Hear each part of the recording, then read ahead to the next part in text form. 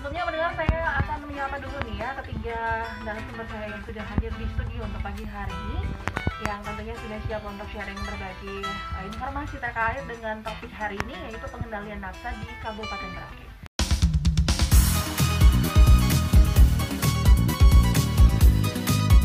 Baik, jadi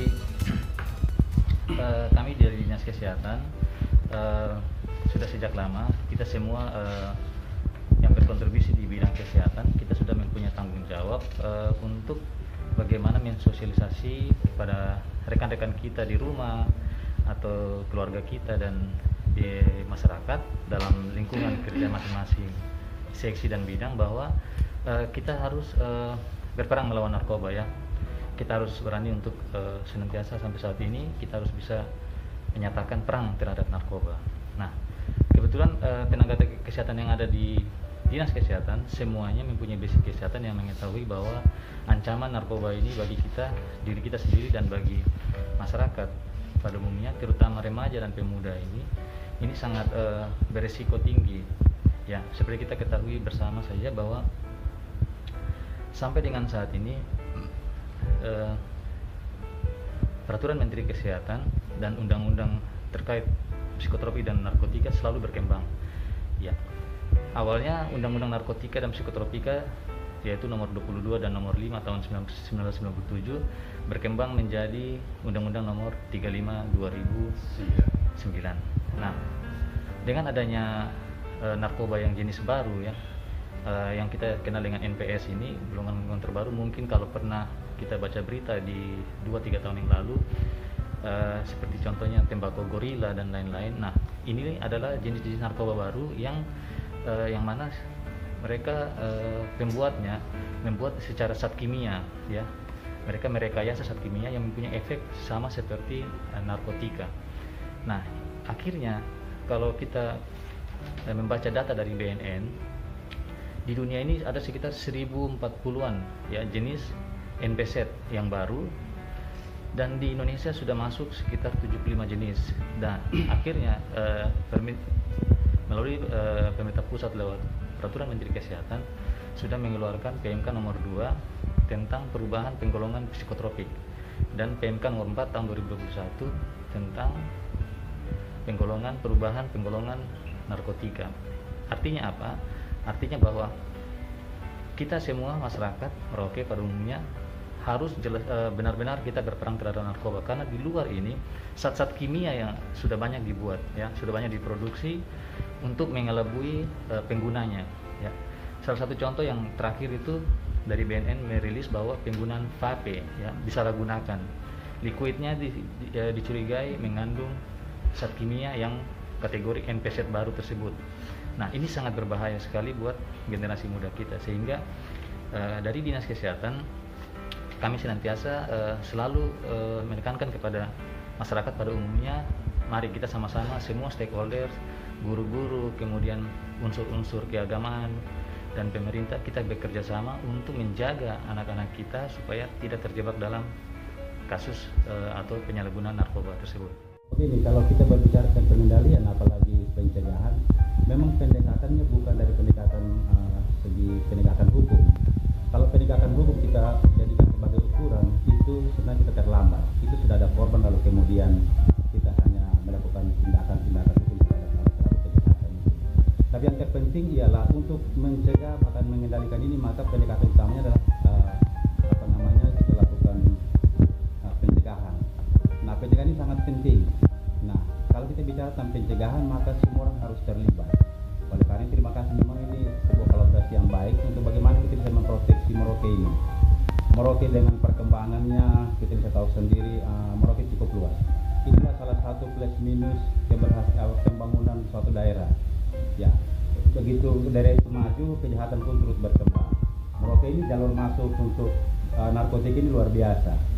Darat, laut, dan kita Merauke bilang jalan-jalan tikus masih banyak. Ini kita harus akui bahwa kita belum bisa memproteksi semua itu. Nah, ini perlu dukungan dari semua masyarakat Merauke. Ya, faktanya memang begitu.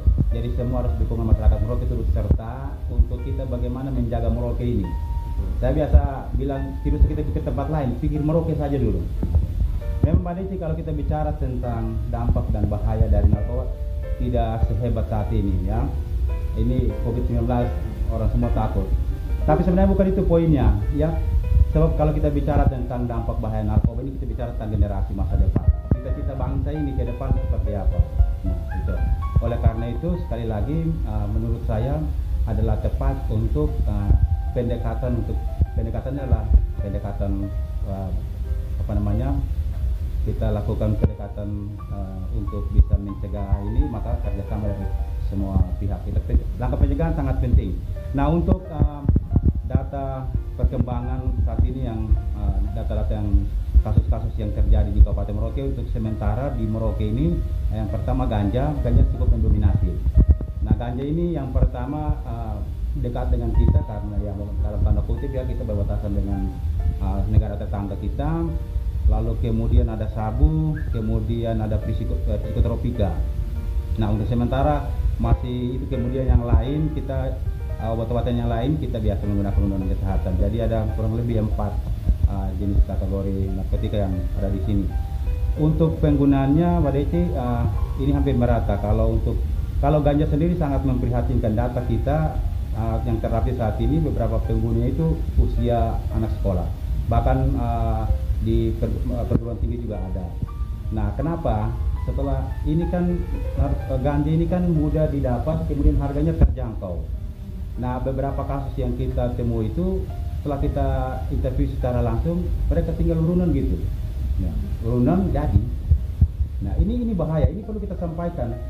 Ya, jadi perlu kita sampaikan supaya menjadi perhatian dari teman-teman dari kesehatan, sampaikan memang peran orang tua sangat penting, dan memang itu sebenarnya ada beberapa tanda-tanda umum yang bisa menjadi, mungkin bisa dokter di sini bisa membagi kira-kira tanda-tanda umum seperti itu orang yang dengan menggunakan narkotik itu barangkali, supaya bisa masyarakat kita juga tahu. Napsa itu sendiri merupakan gabungan ya antara narkotika, zat psikotropika, dan zat adiktif lain. Zat adiktif lain ini mungkin kalau di Merauke lebih umumnya mungkin seperti alkohol, seperti mungkin termasuk kalau untuk anak-anak sekarang yang lebih kita concern juga untuk lem ibon ya, mungkin itu juga termasuk dalam napsa ini. Masalah sekarang ini makin merebak di mana-mana itu kan memang karena mungkin penjualannya juga sudah dibuat mungkin lebih harus didukung dengan pengendalian untuk pengedarannya mungkin nanti.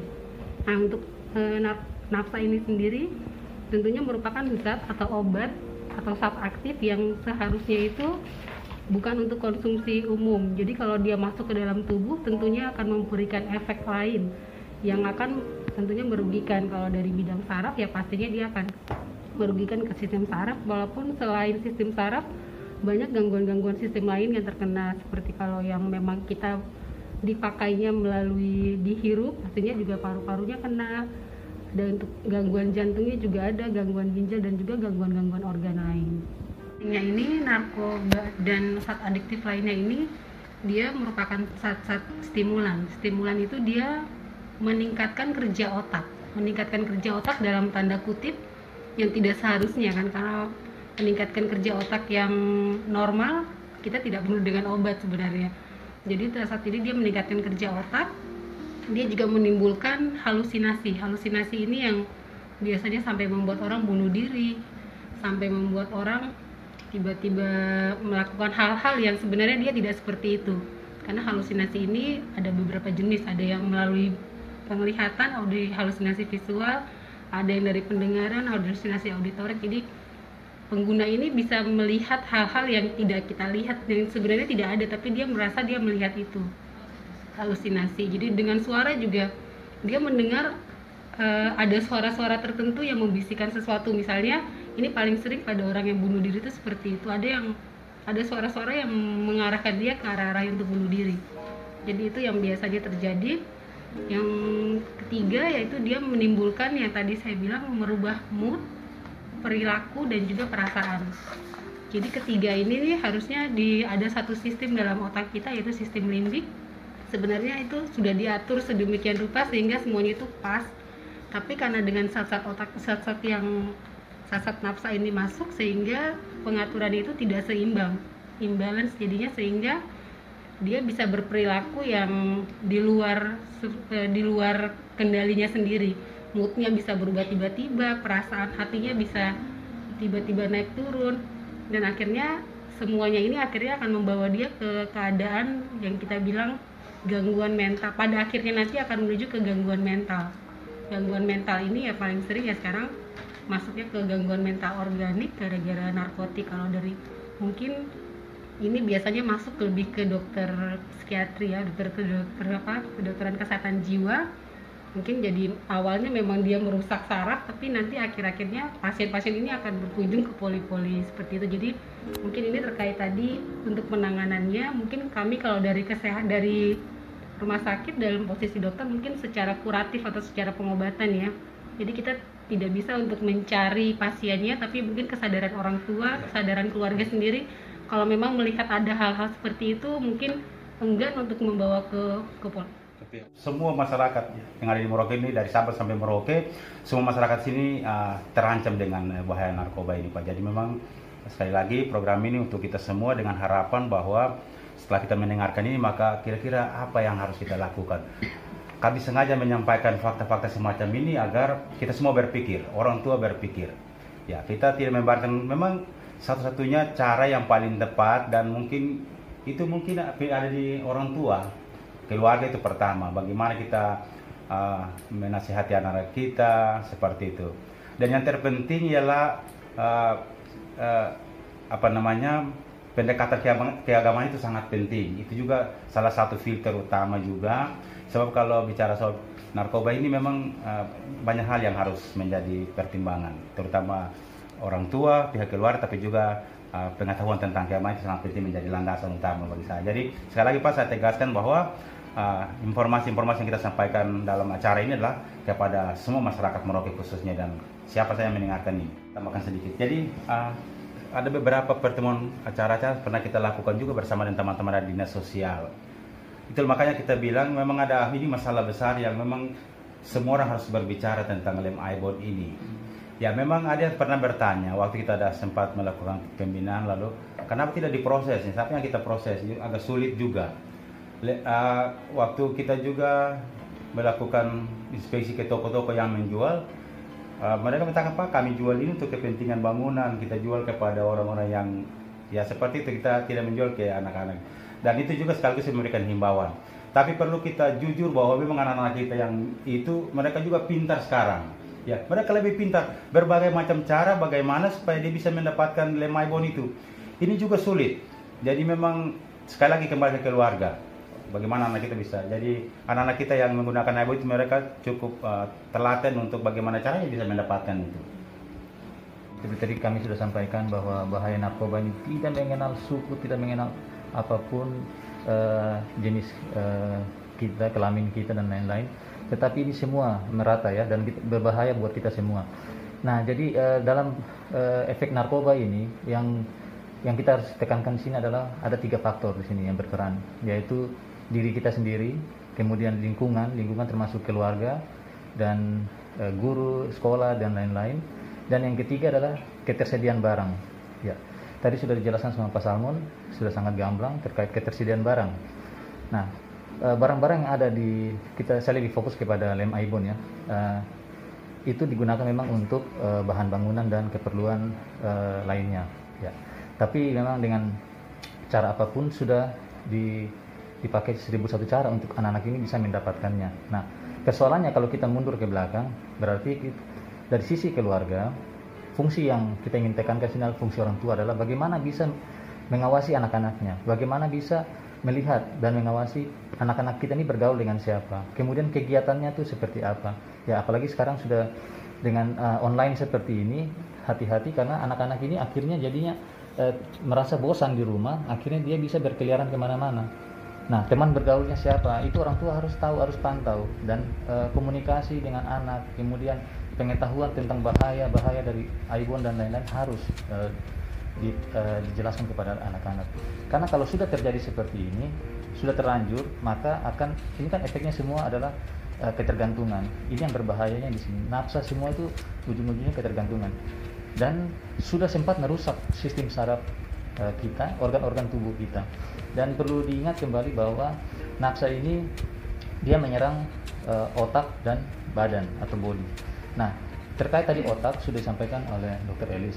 Nah, kita perlu ingat bahwa efek kepada badan ini dia akan merusak sistem imunitas kita, ya, organ tubuh kita, ya, hati, ginjal, semuanya akan rusak. Nah, pada saat COVID seperti ini bisa menambah keparahan lagi. Artinya anak-anak kita biarpun di usia muda sudah punya komorbid akibat dari nafsa ini. Nah, sehingga COVID mudah lagi untuk menyerang. Jadi sudah sangat kompleks, sehingga mari kita sama-sama harus berkomitmen. Kebetulan pada hari ini adalah tanggal 26 Juni memperingati Hari Anti Narkotika Internasional, ya. Jadi ini ya narkoba sedunia, dan ini bukan hanya kita di Merauke, seluruh manusia di dunia ini sudah sangat emergensi terhadap bahaya nafsa ini. Sehingga kembali lagi, kita orang tua yang paling mengenal anak-anak kita di rumah, yang paling mengenal karakter anak-anak kita, mari kita mencegah supaya jangan sampai mereka tercemar dengan nafsa ini. Itu hukuman tertinggi yang berlaku di negara kita selain untuk terorisme lalu yang lain, narkotika ini hukuman mati. Jadi tidak main-main. Ya, ancaman pidananya itu mati. Dan itu tidak main-main itu. Oleh karena itu saya perlu sampaikan bahwa jangan main-main dengan narkotika. Nah, kegiatan narkotika sendiri adalah kejahatan luar biasa. Oleh karena itu penanganannya harus secara luar biasa. Nah, karena dengan demikian kegiatan-kegiatan seperti ini sangat penting sekali. Kita sangat mengharapkan dukungan dari semua pihak, karena kasus yang luar biasa ini maka penanganannya harus luar biasa. Tidak bisa kita serahkan sepenuhnya menjadi tanggung jawab pihak-pihak tertentu, dalam hal ini kepolisian dan BNN, tapi ini dukungan dari semua. Apalagi dalam hal pencegahan maka turut serta semua pihak. Orang tua sangat kami harapkan untuk memberikan doktrin-doktrin terhadap anak-anak tentang bagaimana hidup sehat tanpa narkoba. Jadi mungkin itu. Sekali lagi, narkotika hukuman mati, tidak main-main. Mungkin itu. Terima kasih.